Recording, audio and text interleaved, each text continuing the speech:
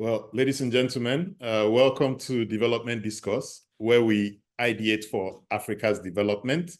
My name is Patrick Okigbo, founding partner Nextier. Nextier is a multi-competency advisory firm focused on solving complex development challenges. Our session today is on education reforms. We'll probably start on a gloomy note. Nigeria's and indeed Africa's education numbers are not great. However, I'm sure we'll land on some sunnier notes. My guest today is a good friend and sister. She's one of Nigeria's foremost thinkers on education reform. Dr. Modupe Adefeso-Olateju is an education policy expert with hands-on experience designing and implementing education programs across the continent. She has served on several ministerial technical working groups on Nigeria's development plans and Agenda 2050 for education and human capital development. Her firm, the Education Partnership, convenes Nigeria's Federal Ministry of Education's annual education conference. She drafted a section of the 2011-2015 Ministerial Action Plan on Education and supported implementing and scaling up education programs and capacity development in several African countries. She has founded or led many impactful interventions in Africa's education sector in the last decade. Learn Nigeria is one of them. Center for Education Innovations, another. She's on the advisory committee of the Brookings Institution Center for Universal Education and on the Malala Fund USA's governance board, Slums to School US, and Human Capital Africa, and so many others. I wonder how she finds time to sleep. Mo earned her master's degree with distinction, if I may add, from the University College London. She earned her PhD in Education and International Development from the same university. Mo, you're welcome. Thank you so much, Patrick, for such a wonderful introduction. As I always say, I want to be like you when I grow up. So, we're all trying to be like you, Mo. I keep wondering where you find time to do the natural things like sleep, but again, congratulations on your Brookings Fellowship and the great work you're doing across, the continent, the work your organization, the Education Partnership, is doing. If I'm not mistaken, you're working in maybe about 4 or 5, countries across the continent. So really, congratulations on that work. Thank you, Patrick. And I was looking at your organization and I see that the motto is solving complex challenges in the education sector. That seems to be an excellent place to start our conversation. So in your view, what would you characterize as some of the most complex challenges we face in Africa's education sector?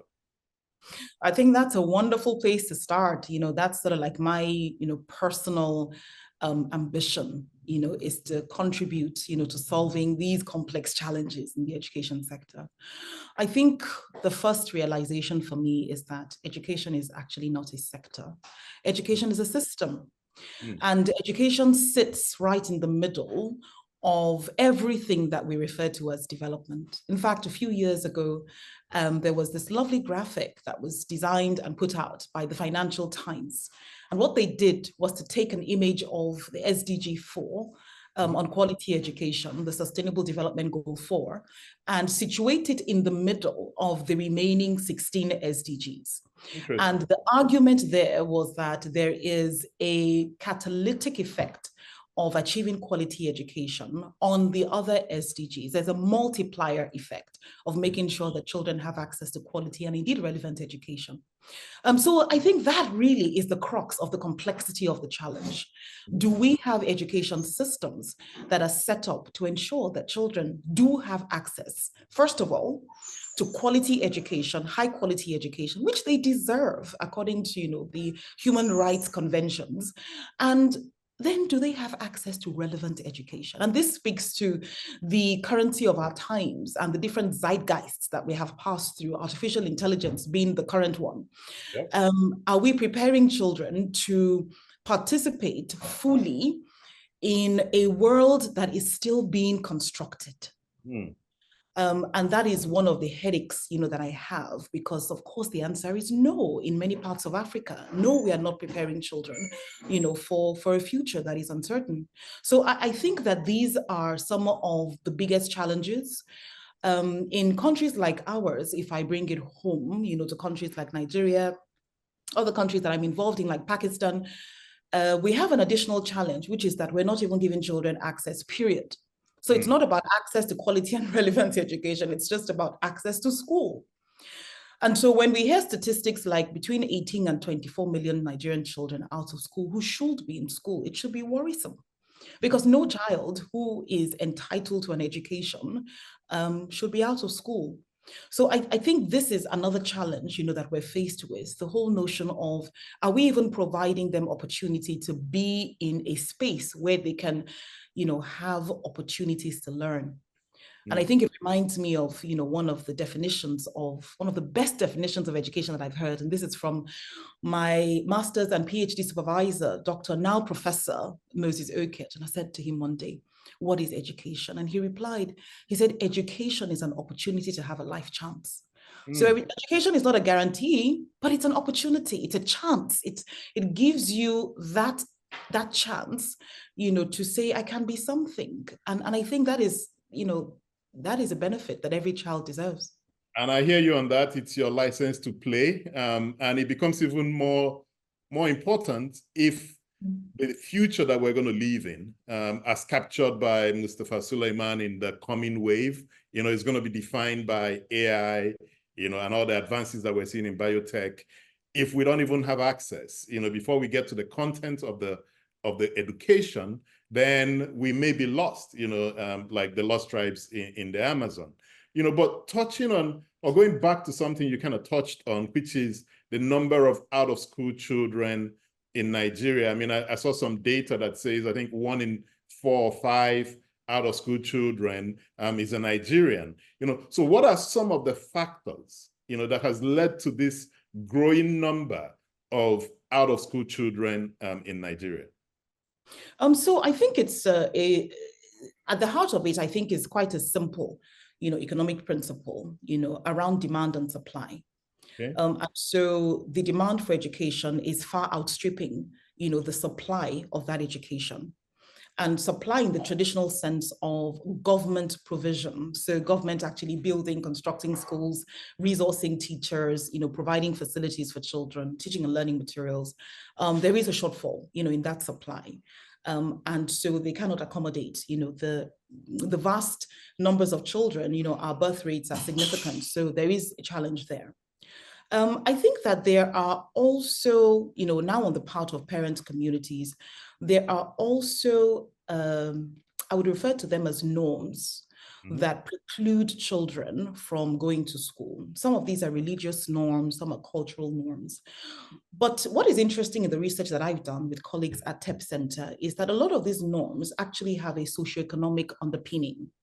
And so these norms are not applicable, for example, to wealthy people within the same construction, within the same cultural construction, or within the same religious construction. Those norms don't apply.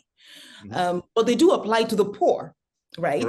Who adhere, to those norms. So I think that poverty and the ripple effects of poverty are one of the main reasons why children are not being sent to school, because poverty in itself is accompanied many times with a mindset. That said, parents are pragmatic, whether they're wealthy parents or they're poor parents. Parents are pragmatic people, they're logical.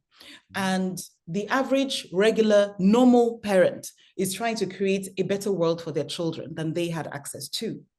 And so for a lot of parents, this means that whilst they do want their children to be educated, the pragmatic needs on the ground, we talk about Maslow's hierarchy of needs, and those that are further down, the food chain, who are simply looking for, what are we going to eat today? What are we going to eat tomorrow? Are making decisions to opt out of education. There is an opportunity cost to that education, which is survival. And so they're making the pragmatic decision to survive rather than, go up Maslow's hierarchy of needs, into education. So there is a logic. I don't want us to think that parents who don't send their children to school simply don't want the best for them. Sometimes that is their interpretation of the best because they are simply trying to survive. Sure. And I'd like us to get into some of these norms, right? Because again, another great book I read recently by Charlie Robertson kind of traces high fertility rates to inability to save, and then you can't invest in the infrastructure you need. And he kind of positions education as the contraceptive, my words, for that high fertility rate, right? But if we get into some of the norms, and here maybe we look at northern Nigeria, for instance, and Islam as a religion. I once had a conversation with Emir Sanusi and some of the efforts he was trying to put in place in Kanu to address some of these norms, right? Including that the more conservative Muslims would not want their daughters to be taught by a male teacher, right? But then if you're not educating the girls, you're not going to get those female teachers to train the girl child, right? So what are some of the other norms, cultural, religious? Let's just put them on the table and then see if there's a way to address them. I think what you've shared just now is extremely important. It reminds me of a study conducted, by a friend of mine when we were at the Institute of Education, and she titled it Akin to My Teacher. And she was looking at the effect of gender caste within the context of India on girls' attendance, and ultimate, performance in school. And so that is an important one as we think about, whether girls can see themselves mirrored, in the classroom, and the protection that comes with knowing that, females are responsible for your children. I mean, there's so many different aspects to this. We talk about toilet facilities, for example, and the importance of having separate, toilet facilities for girls and for boys. We know about period poverty and how it is that girls that are pubescent or prepubescent, do require amount of privacy that many public institutions are not able to provide, and so we keep them at home. We also know about some of the religious biases that pertain to teaching children in a Western curriculum or in a curriculum that is deemed to be a Western curriculum. And I think the counter argument to that is that we do have Shangaya schools in Nigeria. We have schools that combine, both a purely Islamic curriculum with a standard curriculum, the standard Nigerian, primary school curriculum. And so children can actually have the best of both worlds. We also have parents that would much prefer for their children, to be taught in school in a language like Arabic. And again, there's absolutely nothing wrong with that. There are many countries in the world, where the national language is Arabic. But I think that as we think about socializing these children within the context of a country where the main official language is English, it's also depriving those children of the opportunity to be full participants, in the ecosystem and full benefits of the Commonwealth, of that country. So I think that there are many different, perspectives to the normative issues, but it's difficult to shake those from a socio-economic foundation because that really colors the decisions that parents make. One interesting example, to remedy this was a project that was implemented a few years ago. We were part of this initiative, but this particular sub-project was focusing on helping parents in rural northern Nigeria, particularly the fathers, to appreciate the economic value of education. And so there was a study conducted, and the reality was that a lot of fathers did not believe that education conferred as much economic value as marriage. And so a girl was more economically viable as a married woman than she was as an educated woman. And so what this project did was to find role models, put them in a movie, because this was actually done, by one of Nigeria's leading movie producers, and put them in a movie, which is actually a documentary, And that documentary was taken around rural northern Nigeria, where you would see the image of a girl that looks just like the girl, in those communities, rising through the power of education to become a very influential, policymaker, and also a wealthy one. And so showing that picture, to parents sparked something in them. And fathers in particular began to say, oh, we didn't know, that education could actually give us some economic returns as well. Again, these are price-sensitive parents. So I think it's difficult to shake, the socioeconomic dimension, from these norms. No, fantastic. And, if I look at some of the things you talked about, there's many of them you could look at as infrastructure type challenges, so maybe if you put more money to it, you can provide the facilities, etc. Recent UNESCO and World Bank figures show that aid to education in sub-Saharan Africa plummeted by about 23% in the last recorded year. We don't have data, at least I didn't have access to data to track for how that has fared in Nigeria. However, educational budgetary allocation in Nigeria increased from like 5.4% in 2022 to about 8.2%, so in 2023. So that's huge. That's, encouraging. Yet we haven't seen that uptick in educational outcomes, so besides the time lag argument, okay, so you invest, you need some time to see the results. Is it fair to argue that that increasing funding may not just on its own deliver the results that we're looking for, especially if we continue to apply those funds under the same delivery models that we've used for the past half century? I think this goes without saying, it's one thing, and I think, the sort of budgetary cycle, in the country, and as we think about public financial management, is something to also interrogate. So we know, for example, that, budget is a process which is very different, from budgetary releases, which is very different from budgetary utilization, right? And so these are three distinct, processes, and with each progressive, cycle, the pot shrinks just a little bit more, right? So what's budgeted is not actually what's utilized. It's not what gets to the children. And there are many reasons for the leakage. Some of them are pragmatic because, government, state and government, of course, education is on the concurrent legislative list. So federal government, state governments can all adjudicate. So sometimes there isn't just enough resourcing, to back the budget, which is just a financial projection.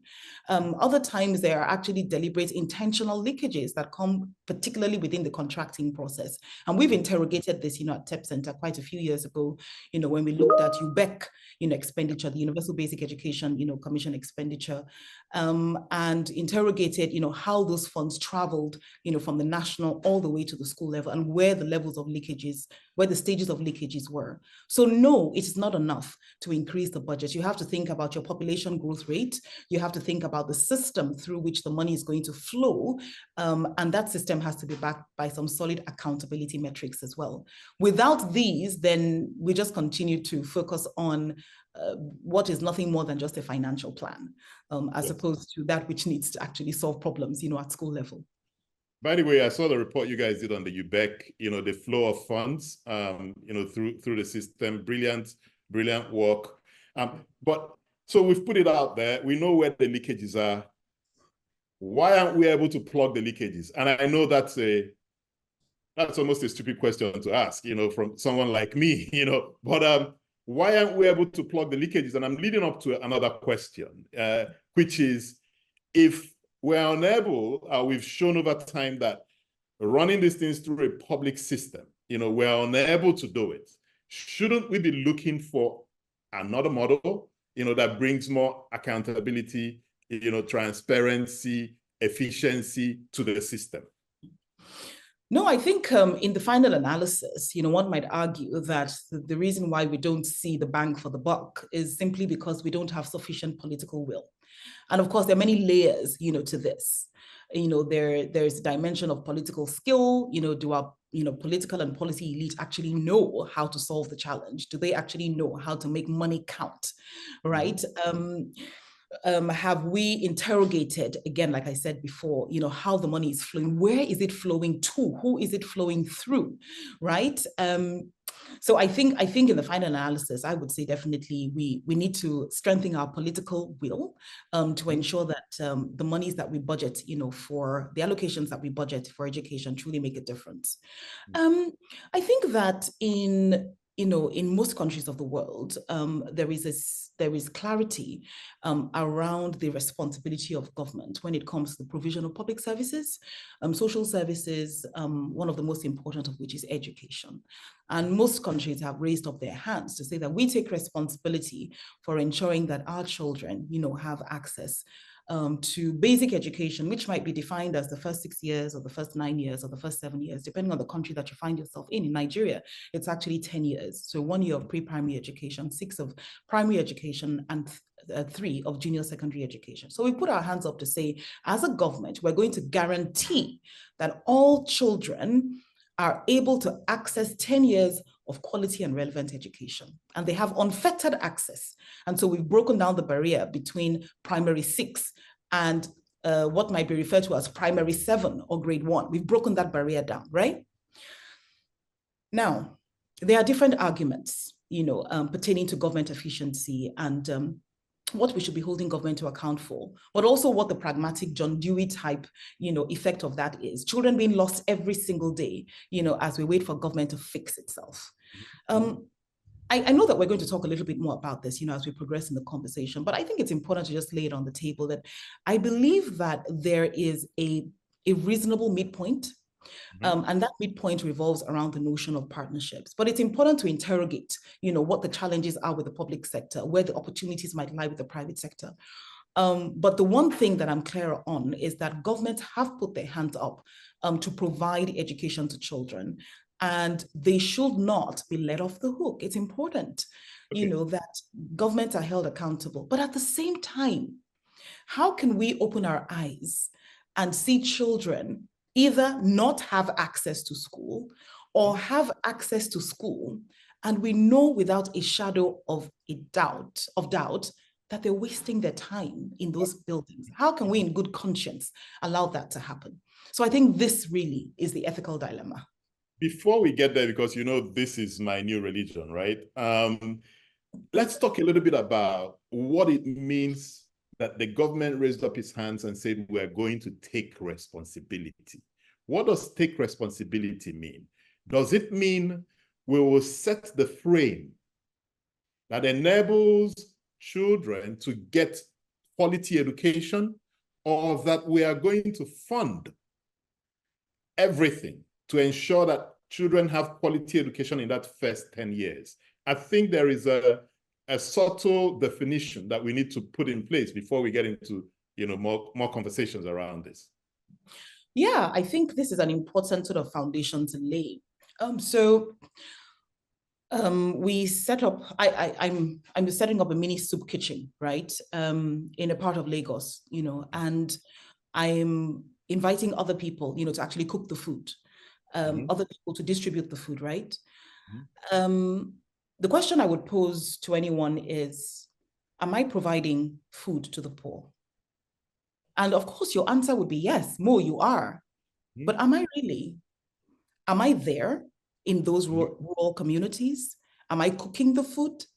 Am I dishing the food out? Am I taking it to people in those communities? I am not doing that personally. But am I providing? Yes, I am. Yeah. And so I think this speaks to principal agent theory and the idea that you can deliver on a public service without actually having to do it yourself, right? Correct. You can put in place the parameters. You can make sure that there is legislation, there is policy, there are standards that are set up, there is an accountability framework that makes sure that you can guarantee children as a government access to quality education without actually having to construct more schools, within the convoluted contractual processes that are associated with the bureaucracy of government. So I think that's my answer. I think that this really should be the responsibility of our government. And I think that sometimes the idea of providing education has been conflated with the idea of actually building the schools and running the schools ourselves. And this is something that we do need to unpack, as a society. Okay, so if government's role is to ensure that that soup gets to the people, right? It doesn't necessarily have to be the guy stirring the bowl, right? It doesn't necessarily be the guy who's dishing it out, but to ensure that it gets to the people.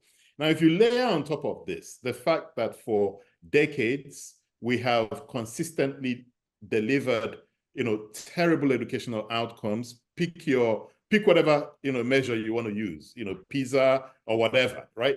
And then you look at some of the numbers that UNESCO is putting out. Africa needs about $77 billion annually, to reach its education targets for 100 million more students by 2030. Yeah. By the way, this amount covers about 80% of the global funding gap in education, right? And we also know that there are no dollar-laden chariots that are heading our way. Yeah. So where must we go to unlock the funding? Shouldn't we be looking at more private sector participation? And if yes, what are some of the models, that we should be looking at? Thank you, Patrick, for asking me this PhD level question. I appreciate it. So let's start with some numbers. And what I want to do is to sort of lay the ground, not even for increased private sector participation, but just for the recognition that the private sector is already participating. So colleagues and I conducted a survey. We identified 11 local governments in 3 states in northern Nigeria. And these 3 states have a combined total, sorry, not 11 local governments, I think 24 local governments in total. And these 3 local governments have a combined local government area total of 94. So that's 94 in total, but we only went to 24. And we began to sample what we refer to as the non-state schools. And so the non-state schools are schools that have not received government approval to operate as schools. And of course, as you can imagine, they're very diverse. You have schools that are set up by religious institutions, whether Muslim, whether Christian. You have schools that are set up by, private proprietors who are entrepreneurs. You have schools set up by charitable institutions that are not religious. You have purely religious institutions that refer to themselves as schools. So there's a huge diversity there. And we collected data, just from a sample, not from all of the children in the 24 local governments, just from a relatively small sample of schools in those 24 local governments. And you know how many children that we found? 231,555. Okay. And these are children that are in schools that are considered to be unregistered and therefore do not actually show up in government records. And what do I mean? When government wants to determine the number of schools and children that it has, it typically carries out the annual school census. So all states are statutorily responsible for, carrying out a school census every year. And so we carry out the school census, and many surveys, that are carried out by the education sector are actually based in school. And so when you do not find children in those schools, which are either government schools or government approved schools, the conclusion is that those children are out of school, especially when they are of the age that they should be in school. Right. And we found in one fell swoop, 231,555 children who could easily be included in the statistics of children in school, but are not, because we don't recognize the participation of the non-state sector in many states of the country. And I'm not advocating for every single one of the schools that we went to, over 3,000 schools, but we are saying that there are some of those schools that are actually delivering on a curriculum. There are some of those schools that have the potential to deliver effectively on a curriculum, but we're not giving them a chance at all. I think one of the very few states, in Nigeria that has put its hand up to begin to truly interrogate this notion of private sector participation in schooling, is Lagos State. And I think it was in 2008 thereabout that, with the support of the UK government, Lagos State surveyed all. They actually sampled. In fact, it wasn't a sample. It was a proper census, of all the unregistered schools and registered schools that were labeled as private. And they found 12,098 schools that were actually private schools, in Lagos State, in comparison to, I think it was about 1,500 plus public schools. In fact, if you included children who were in early childhood, at the early childhood level, the private sector was accounting for about 75% of the share of enrollment in that state alone. And of course, that realization birthed many initiatives, including the Deepen program, which ran for 4 years, that was trying to strengthen the market, for low-fee private schools in particular, to see, if parents could vote with their feet, then shouldn't we be strengthening the market so that the bad schools die off naturally, the ones that are okay will improve, and the ones that are great will have more patronage. So I think that even before we advocate for greater involvement of the private sector, we have to come away from our ideological beliefs around who should be providing education and recognize that the non-state sector is already plugging a gap. And with more recognition, with more support, with more regulation, they could actually help us to address this massive, out of school challenge that we're faced with in the country. Exactly. And I don't know if it's in your reports or maybe it's from Tully and Dixon, that I saw that about 75% of the schools in Lagos are actually non-state schools, right? Same report. Yeah, and maybe about 5% of provision. Yes, so they're already there because one of the questions we get is when you talk about low-fee private schools, most people, not just Nigerians, think that the private schools are for the rich and not for the poor. Now, what are some of the arguments for private schools over government schools? Right. So you're now speaking to my PhD thesis, because this was what I was researching, for my PhD.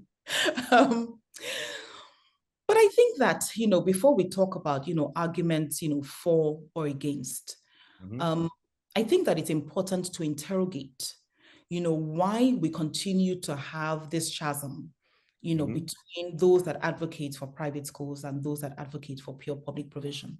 Right. Now, one of the main reasons why private schools for the poor seem like an anomaly to many people is because we believe that if you're in a community, for example, and there is a school in that community that is a public school, it's tuition free, even though it has other costs associated, but it's tuition free, then why would anyone use the school next door, which is a private school that charges tuition? They must be rich, right? Because they're making a choice. Yeah. They're voting with their feet. But this is not the reality. The reality is that, first of all, when we talk about, hard costs, some of the costs associated with utilizing schools that already exist in the public sector are high. Some of these costs are, PTA costs, etc. They're actual costs that require you to shell out cash. But there are other costs that are not so. There are costs that pertain to the quality of education, the attentiveness of teachers, in certain contexts, the willingness of the school to adapt to the needs of the learner, the perception of care, particularly for the younger children. I spent a lot of time, researching low-fee private schools earlier on in my career, about 14 or so years ago. And what I found was absolutely fascinating. Parents were voting with their feet to take out of their meager resources. Sometimes what they would spend on their children's education would be more than 50% of the entire household income. Exactly. And they would shell this out, to a low-fee private school because, one, they would say the teachers will be there.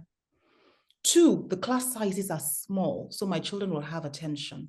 Three, they genuinely care about my children because when my child is not in school, they would call that day and say, what happened? Why is this child not in school? Then the head teacher, they see the head teacher as a visible instructional leader very often, who's there in the school supporting the teachers, who's there fostering accountability, who is there showing leadership. And so these schools might be ragged on the outside, but parents are seeing something that is making them gravitate, towards these schools. And these then represent the advantages of the private schools. And so when I carried out, my own regression analysis, and I went to, 3 different states across the country, I had a sample of, can't remember, I think over 54 schools. I sampled more than 1,200 children. What I found was that private schools were actually conferring benefits on the children when it came to learning. And so children that were in private schools were doing significantly better in terms of their learning outcomes as measured, by math and literacy tests outcomes. But by the time you introduced more controls into these models, I found that effect grew smaller, right? And that effect grew smaller because leadership was important, because we had to think about, first of all, separating, apples and pears. So we needed to make sure, that the schools that I was comparing were actually truly comparable. The children that I was comparing, rather, were truly comparable. Because what happens a lot of times is that, and I'll give you a typical scenario. So we have private schools that are for the wealthy and for the elite in Nigeria. And in those schools, many of the children, are demonstrating, higher learning outcomes. We go into their homes and we find out that these children have, lesson teachers, it's private tuition. They have computers, they have internet, they have electricity. Their parents are motivated. And so we're like, oh, wow, this is really cool, because the school that they go to is doing a really good job of promoting learning outcomes. But no, it's not the school, actually. It's the parents at home. It's the facilities. It's the fact that they're wealthy. It's the fact that they're motivated. That's what's making the difference, in school. So we needed to make sure that we were not conflating issues, in these models. And what did I find? With my most rigorous model, I found out that it was all tied to leadership and accountability. That effect that we're seeing, of private schools conferring, benefits, learning outcome benefits to children, is because those schools are accountable to parents, right? They are accountable to their learners. It's because the leaders show up. It's because the leaders had authority to discipline the teachers, have the authority to caution the teachers. Is this replicable in the public sector? Right? What we found was that in the public sector, the teachers and the head teachers are all accountable to the district. So everybody has the same paymaster. So how is the head teacher going to truly discipline a teacher? And I don't mean in any sort of punitive way, right? But to ensure that they're adhering, to the rules and the regulations that are set out in the policy and in the curriculum. So these were the differences that one began to see. And so these are the arguments, I think, for private schooling, but there are also arguments for public schooling as well. Which school, chain has the capacity to reach as many children, as the government? Which school chain has the capacity to recruit as many teachers, as the government, right? So the advantages too, that we can associate with each sector. And I think it's the coming together, that really, represents that sweet spot for children. So you've laid out a strong case for private schools for the poor, but there are some arguments against it. So a number of people, antagonists, will say that because the proprietors are really entrepreneurs, capitalists, which they throw at you as if it's a curse word, because they are capitalists, they are focused on profit, they would recruit the lowest quality teachers so that they make the highest returns, right? Is there any validity to that argument? The second one is curriculum, that some of the private schools do not abide by, Nigeria's curriculum. And that one of the reasons why you need a public school system is that is where you teach the ethics, the culture that you want as a shared national culture. But if you lose those public schools, you lose the opportunity to raise people who see themselves as Nigerians. Maybe a last one that everyone mentions is, that kids may start off in public schools, but then they finish in private schools, because the private schools are what we increasingly call in Nigeria special centers. So these are special centers where you can engage in exam malpractice to pass those exams, those checkpoint exams like, first school living certificate, GCE, WAEC, etc.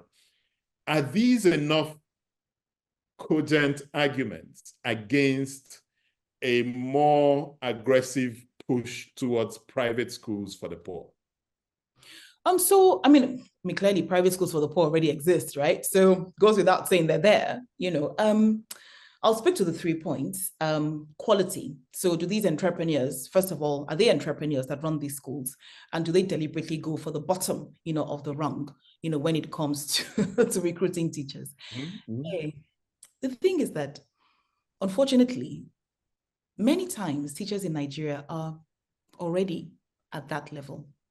I'll give you a personal example.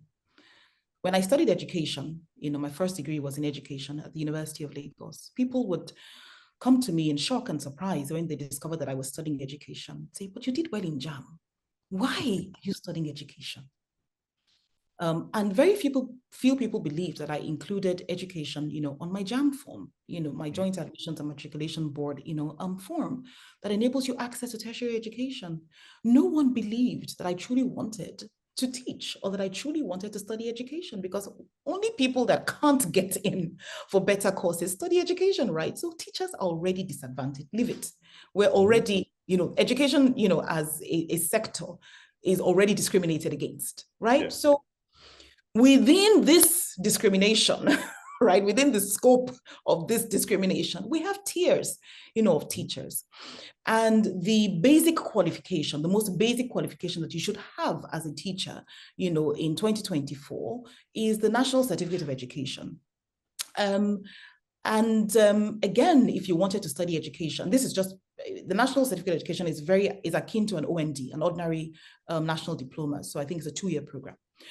If you wanted to study education in a tertiary institution like a university, then the cutoff marks, that enable you entry are systematically lowest, for those that want to study, education. And also those that want to study, in the national colleges of education as well, the cutoff marks are systematically the lowest.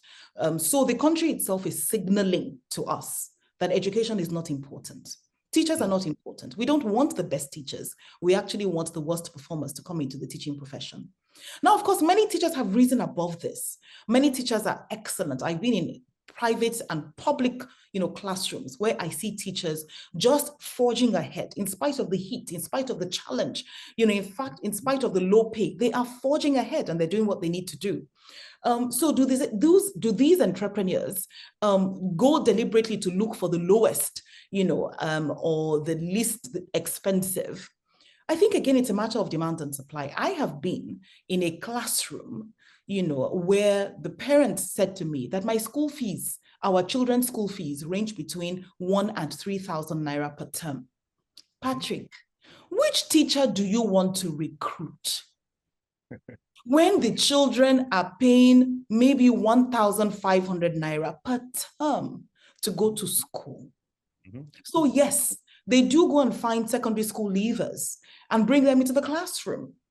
There is a lot of pragmatism around this, but not enough regulation around it, right? So the private school entrepreneurs, the private school proprietors, and don't forget that there are many private schools that don't fall into this category. Many of them are faith-based schools, religious schools, many of them are non-profit institutions, right? But for those that are entrepreneurially, established, they're not necessarily Shylocks that are just trying to fleece every naira that they can possibly fleece, from the parents. I think that's one thing that's important to say. Initiatives like Teach for Nigeria are showing us that you can find high quality young people and deploy them, into the public sector. And into the low-fee private sector. I think they've had a bit of a challenge with the public sector because the public sector is not well established to absorb these young people, particularly at the end of their tenure. And so I know that there are many interesting models that Teach for Nigeria is currently exploring. But the point is that you can actually have high-quality teachers. right? Serving children who come from disadvantage. It's all about how willing, our policymakers are to adopt these practices wholeheartedly. The second issue around curriculum, honestly, Patrick, I think that's a non-issue. I have never been in a low-fee private school where the curriculum was not Nigerian curriculum. They can't afford to teach anything except the Nigerian curriculum. Now, if we're talking of the private schools for the elite, that's different, right? Because they can afford, to do that. But most, if not all, low-fee private schools would use the Nigerian curriculum because that's the most accessible, for them. And the teachers who come into these schools, are trained on the basis of the Nigerian curriculum as well in their teacher training institutions. And then for children, who sort of shift, from public to private schools to go into these special centers, I think, again, it's a weakness of regulation and enforcement of that regulation. In one of the local governments, actually, in one of the states, I lie, it's not a local government, in one of the states in northern Nigeria that we serve, we had a chat, with the Quality Assurance Office about some of the challenges that they're facing. And they said to us, we have one bus for the purpose of monitoring and inspection. One bus to take the quality assurance officers around. Do you know how many schools are in that state? There's a capacity issue. And that's why I think it all comes back to the will that we have, as government. What is the will that we have to truly ensure that the most important thing for us is that all our children are accessing high quality education, regardless of whether they're in a building that is labeled public or a building that is labeled private. It really boils down to whether we're serious about creating opportunities for our children to be competitive and to fulfill the aspirations, that we have for our society. Okay, so let me test some arguments on you and see what you think. The first one on funding. I think it may be in your report.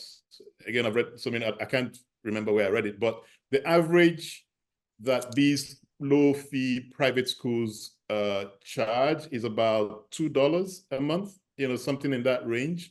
Patrick, which dollar? Is it today's dollar or okay, 3 years ago's dollar?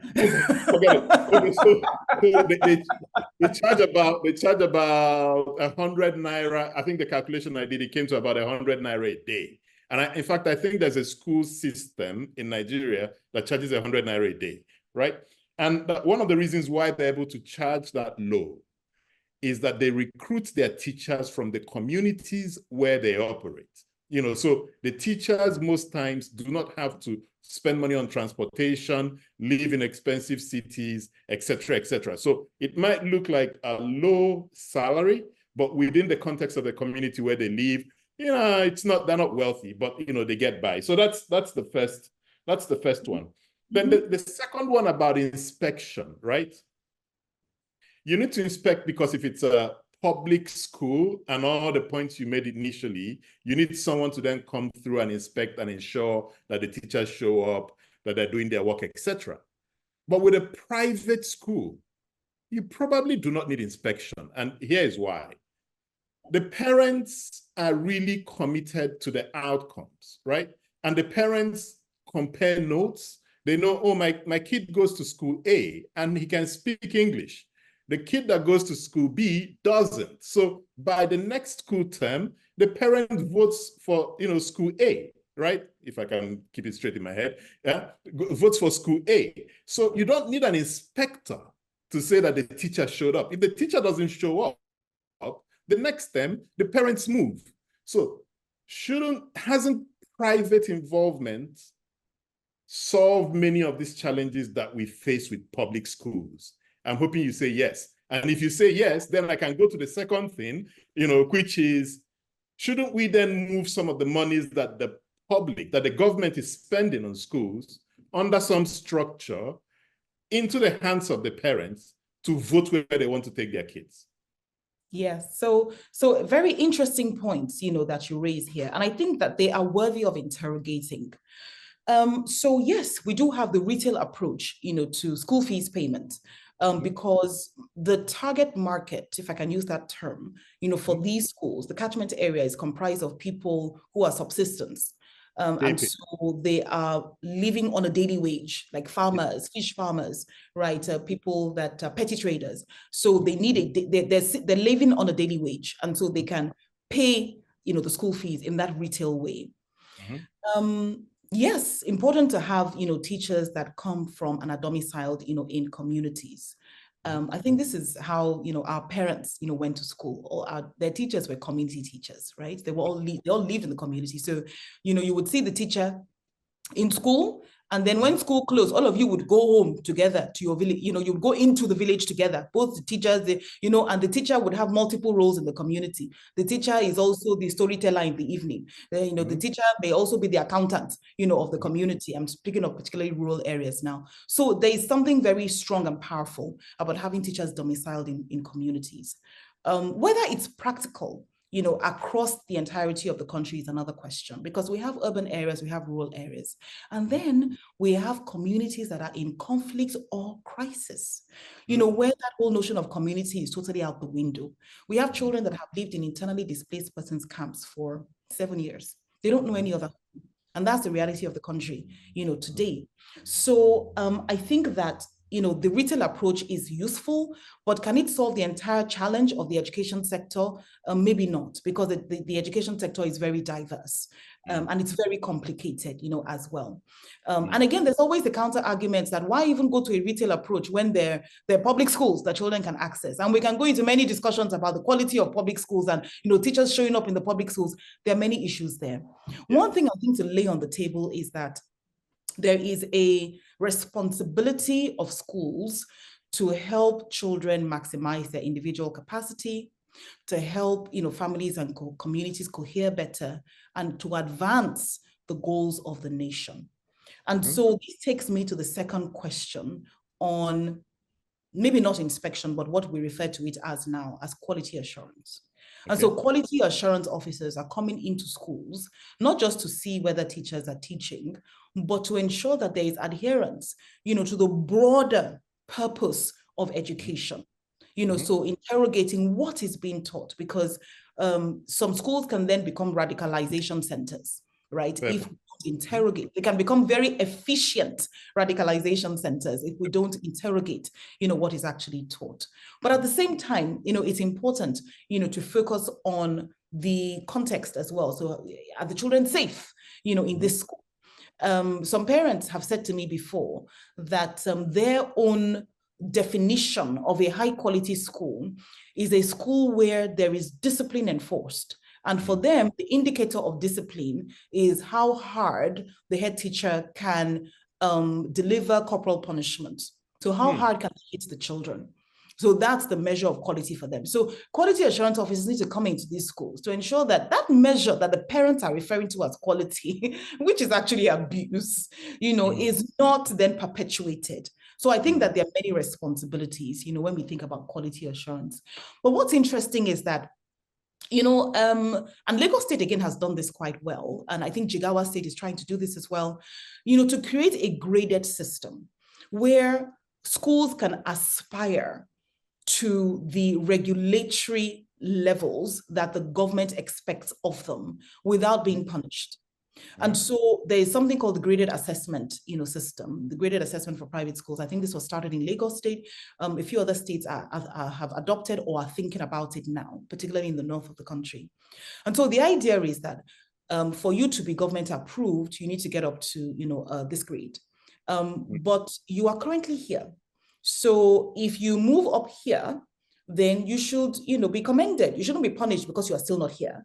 You should be commended, and you should be incentivized to move up here. And when you are here, you should be commended again and not punished because you're still not here, right? So the idea is that there is a grading system, to enable private schools aspire, to deeper, levels of effectiveness and of efficiency, the ability to tie that to the financial resourcing, tie that to how banks are signaled to that this school is ready for a loan, even though it is not yet government approved, but because it is making traction, because it's moving up the ladder, it is ready to receive a loan, right? That can help it to move further up that ladder. So I think that these are mechanisms that are currently being deployed in quite a few states. And those represent a mechanism by which we can begin to bridge that gap, between the public, and the non-state schools. And so I would say definitely, that more resourcing, is required. But at the same time, we really have to think about regulation, and not regulation that is punitive, but regulation that is supportive. So should we be putting more money into the hands of parents and allowing them to vote with their feet to go to schools, of their choice? I think on paper, yes, we can. We just need to be clear of the contextual realities that surround this kind of system, which could be referred to as a voucher system, for example. We need to, for example, be able to estimate the per pupil cost.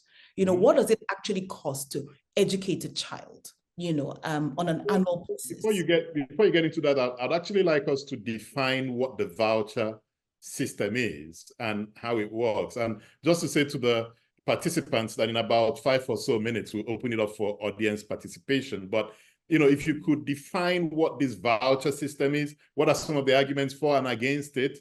And then we can see if there's a way to make it work.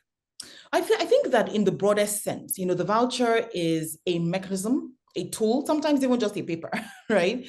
That confers on parents, for example, the opportunity to choose the kind of education that they want their children to receive.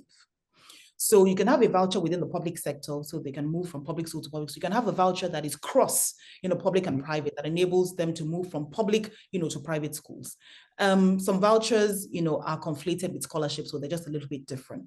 You also have targeted vouchers. So for example, if you are trying to raise, the enrollment of girls, in a particular community, you would target the voucher at the parents of girls and say to them, you have the opportunity to choose, or you have the opportunity to access this type of education, or you could even signal to the schools that if a girl comes in, you're going to get more resourcing than if a boy, comes in. So there are many different facets and dimensions, to vouchers and targeted vouchers.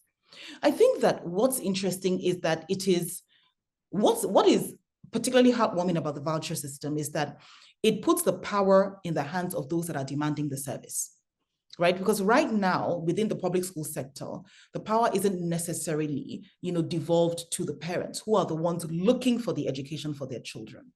It's a very supply side driven mechanism where we are providing the schools as government, we're providing the teachers, and you have no choice. You have to come here because you don't have money to go elsewhere. So you're forced, to use that school. But the thing is that if you are unable to estimate the cost of educating a child, per term per year, and you're unable to estimate what the detrimental effect might be of withdrawing funds, maybe from one type of school to another type of school, then the voucher becomes a little bit risky, of a venture. It becomes a bit of a risky venture, because the way that education is funded is in bulk. So for example, you have a class teacher, right? Regardless of whether you have 15 children or 50 children, you're going to have one class teacher, right? In that class, in many contexts, across Nigeria, there's overpopulation. We've been in classes where there have been over 100 children, to one teacher. So we have to look at the point at which that classroom will shut down, because, the demand for that teacher's services, have been depleted and have moved out, of the public sector. So being able to estimate what the effect would be on the school or the sector that is losing those resources, I think becomes very important. But I think anything that puts the power in the hands of parents, is something that, should be interrogated, maybe a pilot model, to see how that might work. And I know that there's some people that are, experimenting with this at small scale, and they might want to share, their own experiences as well. But I think that anything that puts the power in the hands of parents is something that should definitely be looked at. Okay, so we're aligned on that point. I think we should also be aligned on the point that we have enough people in Nigeria who can model, how much the state is spending on educating a child, and we can then take that, break it down by the number of kids in the state, and issue it as vouchers to parents. Now, the parents can choose to use their vouchers to continue in the public school closest to them, or they may choose to use the voucher to go to a low-fee private school for the poor, right? The question, therefore, is what then happens to the public school if they don't get enough vouchers, if they don't get enough students, right? Shouldn't we just allow them to fail and they've died a natural death, and the teachers and the head teacher in the school who couldn't create a school attractive to the parents will lose their jobs and go home, right? Isn't that enough incentive to get the head teacher, the teachers, everybody to work hard to ensure that their school continues being a growing concern? I mean, I think that would hold water. But the one snafu is that because within the context of Nigeria, most states that I'm familiar with in Nigeria, which is most of the states actually, public basic education is actually tuition free. And so it's a lose-lose for the public sector, right? So if you put money into the hands, of parents and they opt out of the public sector, the public sector is not benefiting anything, at all. And the risks are high, for the public sector.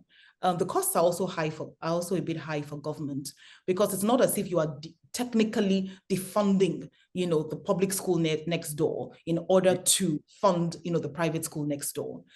Because on the surface, and we know that their tuition, again, there are other costs associated, with going to public schools, but a lot of states have, scrapped tuition. So what are we vouchering exactly? What we're vouchering is what it still costs the states today to maintain those institutions, right? The state still pays the salaries. In some cases where they do, they provide the school uniforms, they provide the books, they provide the materials. So that's the cost that the state bears, right? And what's in it for the state? It's the educational outcomes for the students, right? And if today, let's make it up, a typical school is spending, a typical state is spending, let's say 20 billion, on its school system, and it's not getting any of the educational outcomes. If it spends that same 20 billion, but now in the low-fee private school for the poor, and it gets better educated citizens, isn't that a win-win for the state? Forget how they're going to deal with it with the labor unions and so on, but isn't that a win-win for the state? Yeah, but you see, this is the challenge in reality. How do you actually get away from the labor unions in reality now? So if we're speaking to a policymaker, if we're speaking to a policymaker, we're speaking to a politician, who's relying on these votes, it's difficult, to make that argument as an either or. And that's why I think the idea of public-private partnership even trumps that of the voucher, actually. Because with a public-private partnership, what you do is you take the strengths of the public sector and you merge it with the strengths of the private sector. Some countries have experimented with charter schools, for example. And of course, it's a mixed grill, obviously, as with any other thing that you do in the education sector, it's a bit of a mixed grill. But what you do in the charter school is you create the choice, but at the same time, you are not necessarily referring to these schools as private schools. They're still government schools, right? It's just that they are managed differently. Because if what we're finding through the evidence is that it's the management of the schools, it's the leadership, it's the accountability, that is what is actually making the difference. If that is the issue, then shouldn't we begin to rethink how these schools are managed? And I go back to the principal agent theory. And I know people that have, done this, people that have been invited, by governments to take over, their public schools and to manage those schools, but the schools will continue to be funded, at that level, at the 30,000 foot level, by the government. But everything to do with decisions, pertaining to which teachers to recruit, how are we going to compensate the teachers? What's the mechanism for compensating the teachers? How are we going to attract the children? Teaching and learning decisions, instructional leadership, all that is ceded to the agent who is accountable. So that there is an accountability structure, and the government itself, we keep saying accountability, but how can the government fulfill its own bargain on the accountability side if there is one boss for quality assurance in a state. Well, right? I have my but let me go to some questions that we're getting, and if we can upgrade Chris Ogunkoya to a panelist, there's a question he has that I think he should shed some more light on. But whilst that is going on, he had another question, which is, all schools, in my view, need to be inspected and regulated. These children spend a lot of their days in school. Aside from the learning outcomes, safety and safeguarding are key factors in children development. How do we assure that children are not being abused?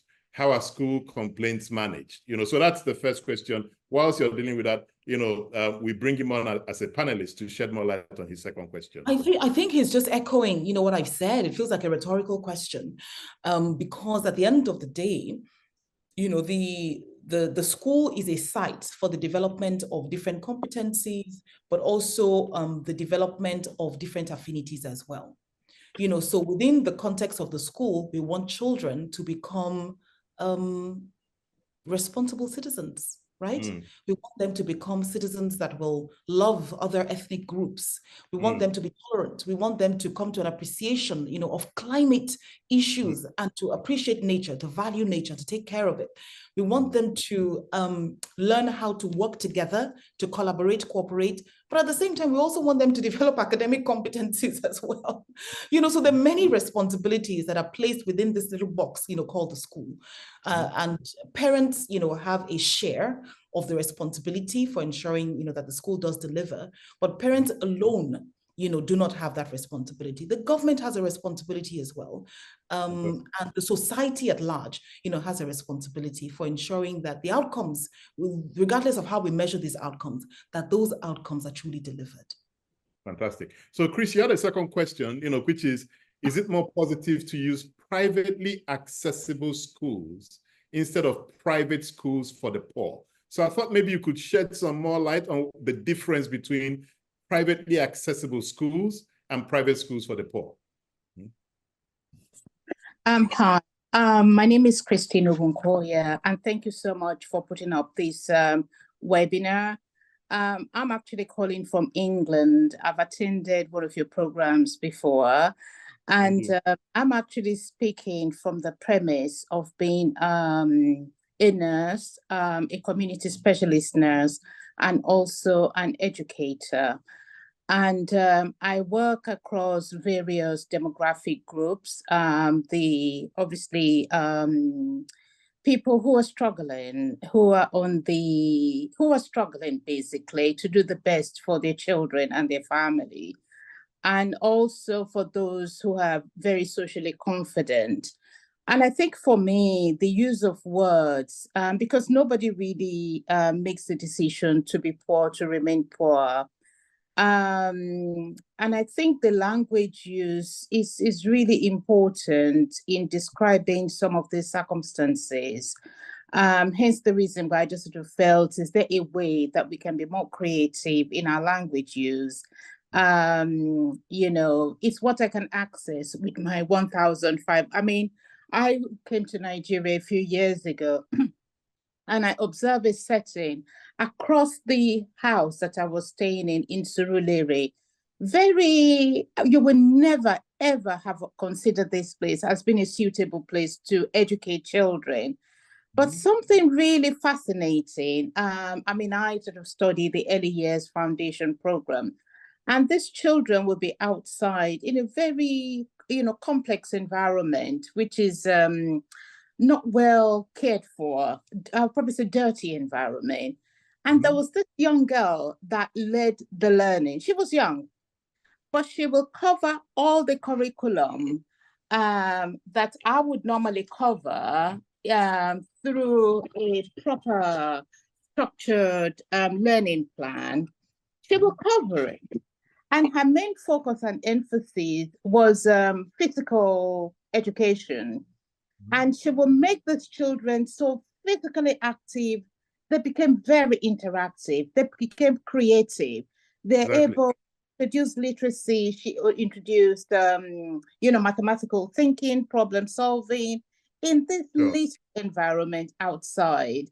I mean, for me, that was learning. It didn't matter how poor those children were. That is what is available to them. That is what they could access. And the learning part, the teacher, I'll probably put, she did an absolutely fantastic job. I was there for 2 weeks, and I would always sit on the balcony to watch this beautiful girl and see how well she educated those children. So it's what is accessible, you know. Thank you. Thank you for that contribution. Mo, language and what it means in what we're trying to do. In your study, you know, how have you reflected on that? You're muted, Mo. Thank you, Chris. When you were sharing, I was taken back, you know, to about 13 years ago when I conducted a study of low-fee private schools. And in one of the schools, you know, I wrote a rather humorous piece, you know, about it because I was absolutely fascinated. You know, there was a structure, you know, where, you know, children were learning in one corner. There was an abattoir in one corner. There was a religious house in another corner, all in the same building. There was a deliverance session going on, you know, while school was ongoing, and these children managed to learn something with all of this going on. You know what I hear from what you're saying? All that I heard was teacher, right? Teachers are important. And any system, I will put my money behind any system that can get us the best teachers. Very often we find that the characteristics of the teacher that are most closely aligned with robust learning outcomes of children are not the characteristics that are easy to measure. So what are the characteristics that we typically measure? We measure years of schooling. What degree of certification do they have? You know, how many years of experience? And these are all important if the teacher already has some underlying characteristics. If the teacher truly loves the children, is committed to the children, if the teacher has high aspirations, we talk about the Pygmalion effect in education, has high aspirations of all their learners, if the teacher is themselves a lifelong learner and one that's open to continuing to learn even from their learners. These are characteristics that are very difficult, you know, to put indicators around, but I know that some people are trying to do this. And so whether it's a voucher system, whether it's a PPP, whether it's a pure public, you know, school, whether it's a pure private school, the system that can deliver the most effective teacher is the one that we should be investing in and the one that we should be promoting. And that's what I would argue. So let me ask you, Mo. We've done this experiment of government schools, right? At least for the last 7 decades, right? We've put money in public schools. We've tried to motivate the teachers. We've tried to do all of this stuff. Hasn't quite worked, right? Let's look at, say, and I know it's not a direct good comparison, but when we had NITEL, right? We tried to motivate the staff. We tried to get them to do X, Y, Z. They couldn't. We privatized. You know, it didn't quite work. But then we brought in private competition, MTN, Airtel, etc. And those guys were able to deliver millions of lines where NITEL delivered only 450,000 lines, right? Take that to every other sector. Whenever government is trying to do this public good, there's so many factors that make it difficult for government to deliver. So shouldn't we increasingly be thinking of models that actively enable private participation? Now, if you talk to many of the low-fee private schools, they would complain about lack of access to funding. I mean, you touched on it a little bit with the schools being able to access bank loans. Why put them through that when we can divide up the monies that government is today wasting on public schools and put it in the hands of the people who can make the best decisions for their children and have them spend the monies in schools that would deliver? And more than likely, those schools are private schools. So you solve the funding challenge for the private schools, you solve the problem of motivation and all of this stuff, and the more monies the proprietors get, they can recruit teachers at a certain level. Shouldn't we actively be pushing on those types of ideas? So I think a few thoughts there in response. One is that of course, the context are a little different. So telecoms is different from education, obviously. One is about choice. We're making a choice to use, mobile phone, but we're not making a choice to educate a child. A child must of necessity, be educated. And so that takes the responsibility, even according, to the Convention on Human Rights. It says that, governments have the responsibility to develop, citizenship, values, ethics, global citizenship, etc., democratic values, in their citizens. But parents also have an a priori right to determine the kind of education that they want their children to have. So education sits between both public and private responsibilities. So unfortunately, that's one fundamental difference there. Okay. The second is that in my experience with teachers, I wouldn't even problematize the teacher. What I would problematize is the system that throws up the teacher. Okay. So when you have a system that consistently signals to you that we want the lowest performers to come into the system, and guess what? We're not even going to layer onto that, continuous professional development. No, that's going to be sporadic. We're not going to put them into communities of practice, which has been proven by research to be one of the most effective ways that teachers learn. This is the challenge. During the pandemic, Lagos State, under the Ministry of Education, under the leadership of Mrs. Modupe Adefeso-Olateju, demonstrated incredible learning outcomes in its learners. And I had a front seat to observe what the state was doing differently at this time of this terrible, terrible, terrible emergency across the whole world. What were they doing differently? One, leadership, committed leadership. This was an instructional leader that had become, a commissioner for education. I saw how every day she was in the trenches. Today, she's going on a boat to Badagry to see how the children are doing. The next day, she's going into a rural community here. The next day, she's going into an inner city school in Obalende, just to see what the reality was and to provide direct support, leadership. It's the same thing I saw in my regression model. Even though I was looking at private schools and I'm comparing them to public schools, it was the same characteristic I was seeing, leadership, committed leadership. The second thing that I was seeing was innovation. Committed leadership will innovate. It will break barriers to innovate. And so the question was, how are children going to learn, at this time when teachers cannot be physically in the classroom? One, let us experiment with radio schooling. Two, let's progress from that into internet schooling. Three, let's go into zero data internet schooling. Four, let's provide learning packets for the children. Five, let's go to Microsoft and all the big players and ask them to provide us with training for our teachers so that they can begin to use Google Classroom. Six, let us deepen WhatsApp schools because everybody's using WhatsApp. So let us set up WhatsApp schools. Let us mark scripts on WhatsApp. That is what a leader does. And you will find a leader in the public sector or in the private sector if you want to find that leader. It all boils down to the will. And then the other thing that I want to say is that one of the most challenging battles that I have ever fought, and I still continue to fight, is the battle with ideology. How do you shake a person's belief if that is what they are invested in? That belief has become a reality. And within the context of many of our policymakers today, some of them, bless their hearts, are very innovative in how they think. But there is an ideological belief that children of the poor should not be using private schools. I have been into a school before where the head teacher said to me, look at my hand. She put up her hand and she said, look at my hand. Are the fingers equal? And I said, no, ma'am. And she said, so why do you want all children to have this, access to this good quality education you're referring to? God created us all differently. One day she might be minister for education, right? Exactly. So I think that, we need to interrogate these fundamental issues, first of all, and then use that as the driver for the solutions that we put forward. So it might be that we do end up with the voucher system, and the voucher system then becomes the most effective model, that we can use to ensure that children are accessing quality education.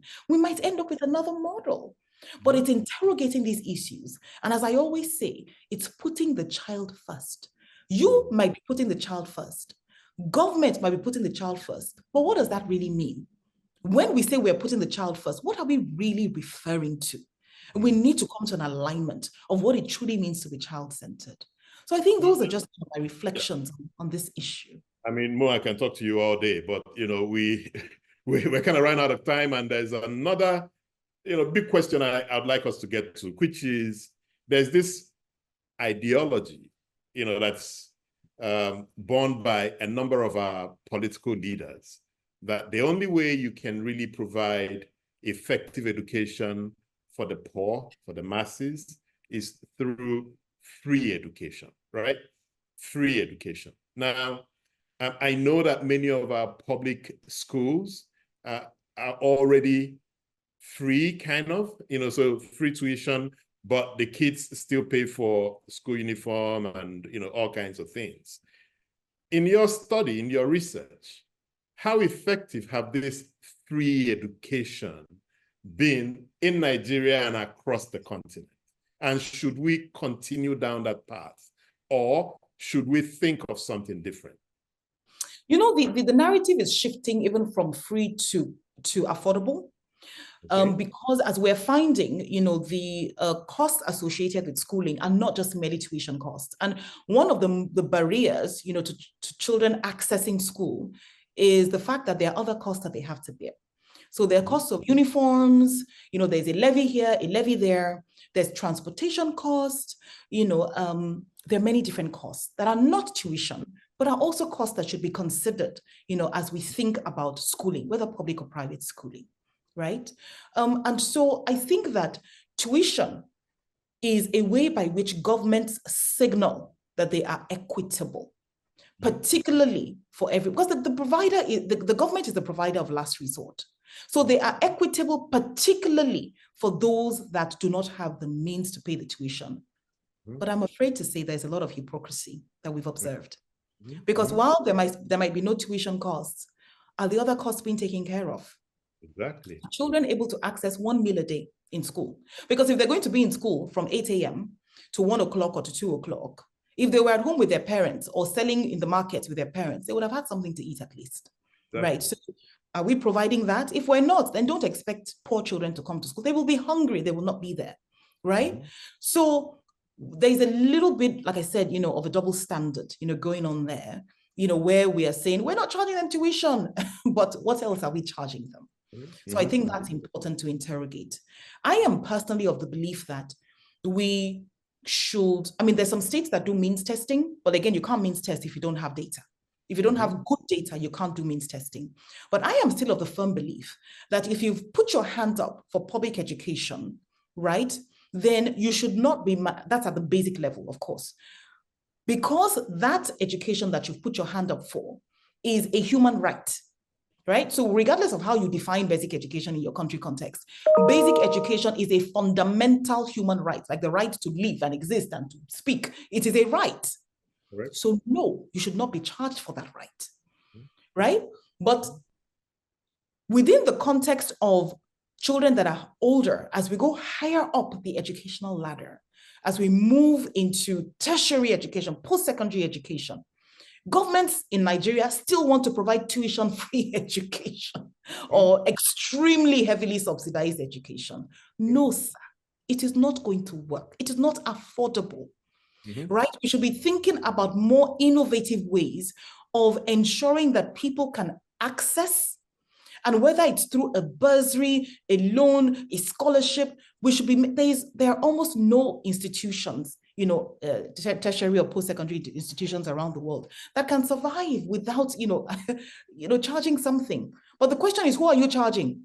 You can charge the direct beneficiaries, or you can charge somebody else, you know, for that beneficiary to access the education. So I am of the opinion that if you put your hands up for public education in a country like Nigeria, and you have not voted with your feet to use private schooling, particularly, you know, private schooling that is of better quality, then you should not be charged, because it's signaling something about your socio-economic capability.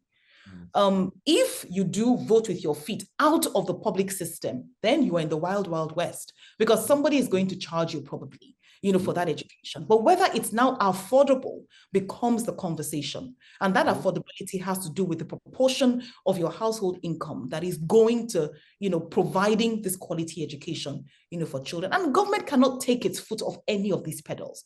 We can't say because the children are being educated, in private schools, therefore that's their business. They should sort themselves out with the proper. No, sir. It is the responsibility of government to ensure that all children, without exception, regardless of the type of school that they access, are able to afford to be in school, whether it's a tuition-free education or one that their families can afford. And let me again remind government, because when you say it's their responsibility, it is their responsibility to provide the soup in the soup kitchen, not necessarily stir the pot, so we need to be clear on that. But maybe my last question. So I know your organization, the Education Partnership, gets quite a bit of support from like the MacArthur Foundations, Gate Foundation, etc., to do impact assessments and so on. So you generate a lot of data, on the educational system. To what extent does this insight shape how government forms its policies, designs its programs, etc.? Here I'm thinking about demand and supply, right? How much demand are you getting from the people who should desire to use the data? And if not, why aren't they demanding it? And how can we turn that around? Because as we were talking yesterday, and I told you that my new thing is Nigeria is wasting a lot of money, or we lose more from incompetence than we lose from corruption, right? And I'm happy to have a chat around it. So if we're not getting data into the thinking and the shaping of policy and programs, we may be losing a lot more than even corruption is costing us. So what's driving that demand, and how can we fix that? So Patrick, I think it's a great question. I think that the greatest success that we have had with evidence-based policymaking has been around a participatory approach to evidence collection.